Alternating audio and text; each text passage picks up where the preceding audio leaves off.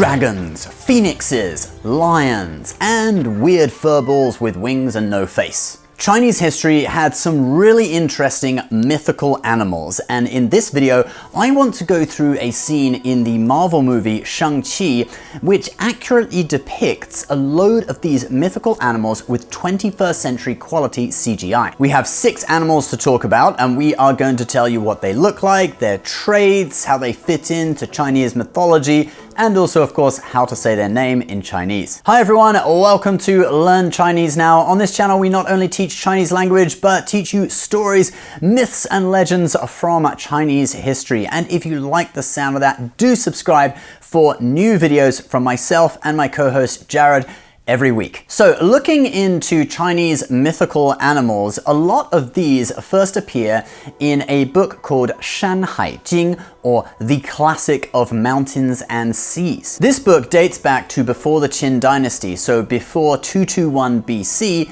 and the author is unknown. The book details 277 different animals, including some that today we would regard as mythical. But who knows? Maybe there really were phoenixes flying around in China 2,000 years ago. Now in the book, there are some really weird ones, like this snake with a human head on it. I kid you not, that is actually in the book. Ancient China was a really weird place. That one actually kind of reminds me of the internet troll face. You see the likeness there? But anyway, in this video, we are going to go through all 6 animals that we see in the movie. So let's get started. Number 1, Tiang. Now this is the one that in the movie they call Morris, and yes, a Tiang has no face. Where's his face? He's a bit sensitive about that. The Shan Jing records that a Tiang has wings, 6 legs, and no face, and it also has a yellowish sack-like body. It is a kind of heavenly animal associated with song and dance, and in the movie, it is the one that guides them to the mythical land of Daluo. Number 2, Feng Huang, or Phoenix. When the characters enter the mythical realm, after a beautiful piece of product placement by BMW, check out the light-sensitive headlights switching off, the first animal that they see is the phoenix, which in Chinese is called Feng Huang. Oh, I think those birds are on fire. Really? And yes, it is often depicted on fire or with a fireball next to it, and it's said to have come from the sun. The Feng Huang in Chinese mythology is said to be the Bainiao Zhiwang, or the king of 100 birds, basically the king of all bird species. The bird that corresponds to the phoenix in the human world is the peacock, i.e. peacocks in the human world are phoenixes in the heavens. And the original shape of the phoenix is said to come from the golden pheasant. You know, that bird that looks like Trump. But jokes aside, the phoenix is seen as a very positive mythical animal. The Shan Jing states that its head symbolizes virtue, its wings righteousness, its back etiquette, its breast benevolence, and its belly faith. It sings and dances, and if you see one, it means that all under heaven is peaceful. The phoenix is often paired with the dragon. Here it is on the former national emblem of China that was used from 1912 to 1928. You can also see it with the dragon in the Chinese saying Wang zi cheng long, Wang nu cheng feng, or hope sons become dragons and daughters become phoenixes. This Chinese saying expresses Chinese parents' wish for their sons and daughters to be successful. Now I know you want to hear about the dragon now, but we got a few more to get through first. Number 3, Jiu Wei Hu, or Nine-Tailed Fox. Yeah, you don't really need an explanation as to what this one is. It kind of does what it says on the tin. I think there's a Pokemon that's kind of based on this, looks pretty similar. The Shan Jing states, in the mountains of Qingqiu, which is an ancient place in China, there is an animal. Its form is that of a fox, but it has 9 tails. And there it is in Shang Qi with 1, 2, 3, 4, yeah, I think that's 9. In ancient China, fox spirits were thought to have mystical powers, such as being able to shapeshift into the form of a beautiful woman to seduce men. And there is no more famous of an example of this than the story of Daji, the favorite consort of the last king of the ancient Shang dynasty. She's said to have been a fox spirit who first killed and then impersonated the real Daji. So shapeshifting, you know, you think she's a beautiful woman, but she's not. She could be anything. Now, whether it was actual shapeshifting or just the fox spirit killing Daji's soul and then taking over her body is not clear, But like other monarchs who were under the spell of evil beings, Daji led the last king of the Shang to neglect his duties for the nation and even start indulging in sadistic hobbies, torturing his subjects for amusement. It is commonly believed that Daji, a fox spirit impersonating a human, led to the downfall of the entire Shang dynasty. Anyway, let's get back to the nine-tailed fox. There are Chinese myths that say that once a fox spirit gets to 1,000 years old, it can ascend to heaven and become a celestial fox, and the celestial fox is the nine-tailed fox. But that doesn't change the fact that in Chinese mythology, fox spirits are not benevolent. Think of them as kind of like Loki. They have a connection with the gods in the heavens, but they are kind of like tricksters and they can cause chaos and death in the human world. All right, let's move on to the next one. Number 4, Chilin.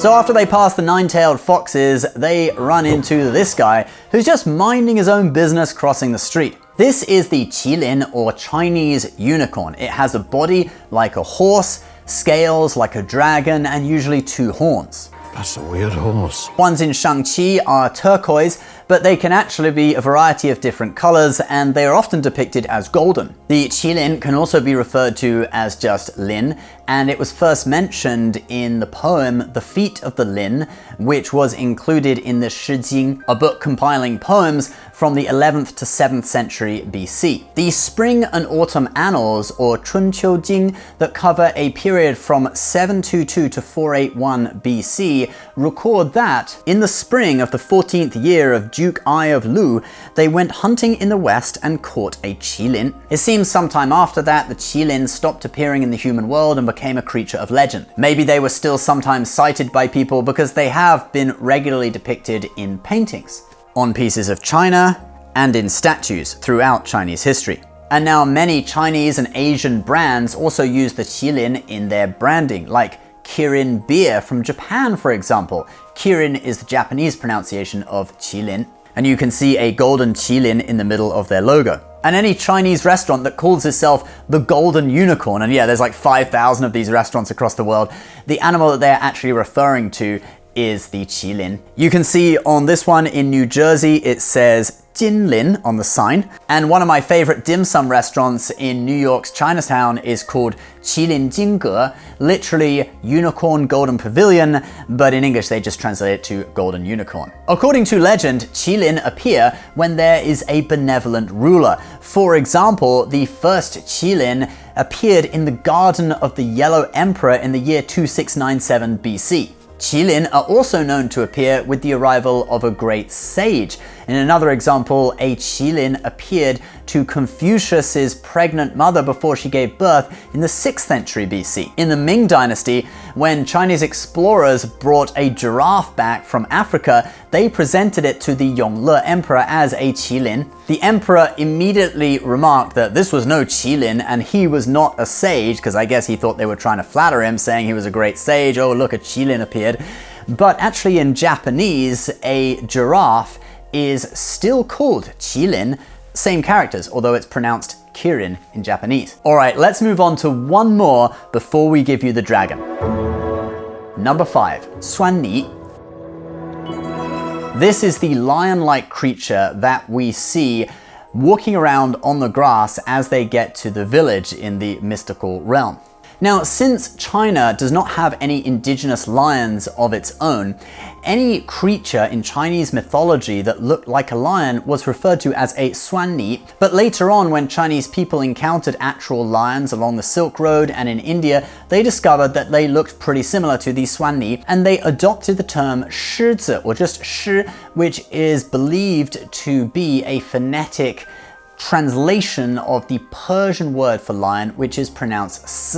Actually, even the word Swani is thought to have come from a phonetic translation of an ancient Indian word for lions. And Chinese people did quite widely know of lions in the Han Dynasty, and probably knew of them to some extent even earlier. There's one historical record, for example, of an envoy from a certain Central Asian country presenting a lion as a gift to the Han court in the year 87 AD. There is also a Buddhist association with lions, since at the time many Buddhist monks would have traveled through Central Asia to India to study Buddhism, and they would have seen lions. The Buddhist monks and priests came back to China with stories about the prowess and might of the lion, and it became an animal with a mystical aura surrounding it. And it seems Swani not only refers to lions in the human world, but lion-like creatures in the heavens too. During the Han Dynasty, the Han court adopted the lion as protectionist iconography. Chinese people depicted lions in statues guarding the entrance to temples, watching over the incense burner, and also at the gates to imperial palaces. These stone lion statues, or shishi, are always in pairs, with the male depicted resting its paw on a bull and the female with a lion cub under its paw. During the Ming Dynasty, there was the theory of the 9 sons of the dragon, or Longsheng Jiuzi, of which the lion was one of them. But I know you guys now want to hear about the dragon itself. So, without further ado, number 6, the Chinese dragon, or Long. If there is one single mythical creature that is most associated with Chinese culture, it is the Chinese dragon, which is pronounced Long.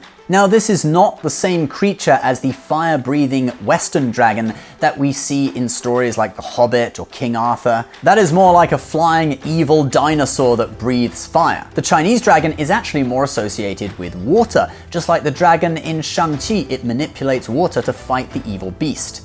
The classic of dragons, or Longjing, that was written in the Qing dynasty, it says that dragons are the leaders of all water-based creatures, and that it is a divine animal and it controls the rain.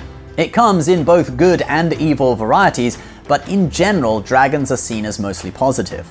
They are known as rulers of the seas and controllers of the weather. The book goes on to describe a dragon's appearance, with a body like a snake, scales like a fish, a head like a camel, and eyes like a ghost. Not sure what eyes like a ghost look like.